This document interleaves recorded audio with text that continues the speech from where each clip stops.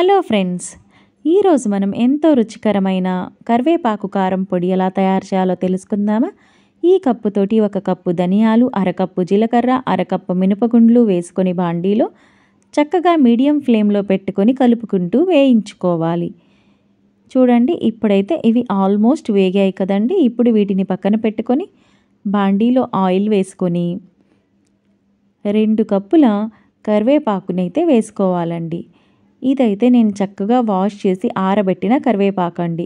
Complete organic అండి. ఇది మా ఇంటి పక్కనే చెట్టు ఉంది. దీనిని చక్కగా వేగనివ్వాలండి. మనం పట్టుకుంటే తునిగిపోయేలాగా అయితే వేగనివ్వాలి. ఇప్పుడు పక్కన పెట్టుకొని బాండీలో ఇంకొంచెం ఆయిల్ వేసుకొని 1 కప్పు ఎండుమిర్చి వేసుకొని చక్కగా వేయించుకొని పక్కన పెట్టుకోవాలి. చూసారు కదా, ఇవి కూడా ఆల్మోస్ట్ వేగిపోయాయి. ఇప్పుడు పక్కన పెట్టుకొని 3 వెల్లుల్లి గడ్డల్ని ఒలుచుకొని పక్కన పెట్టుకోవాలి. ముందుగా వేయించిన ఎండుమిర్చి, కరివేపాకుని ఇంకొక నిమిషం వేగనిచ్చి పక్కన పెట్టుకోవాలి.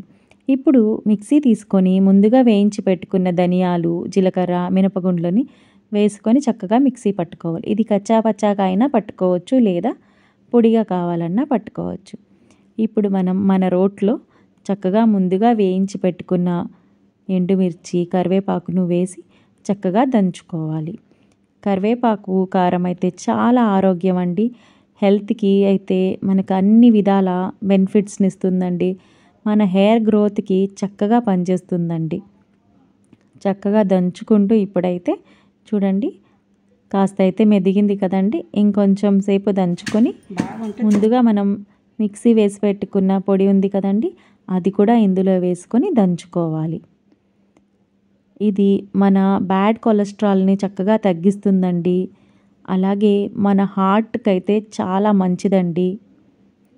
అలాగే హెయిర్ బాగా గ్రోత్ అవ్వడానికి కూడా చక్కగా పనిచేస్తుందండి.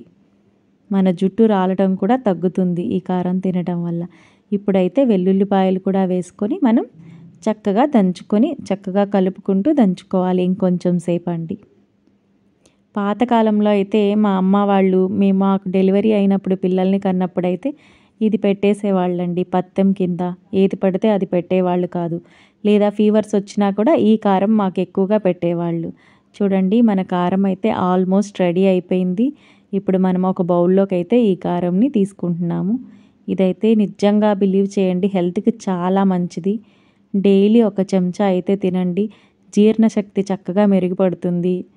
అలాగే ఎసిడిటీ కూడా తగ్గుతుందండి. ఎందుకంటే ఇందులో ఉండే జీలకర్ర ఎసిడిటీని కూడా తగ్గిస్తుందండి. Subscribe to my channel.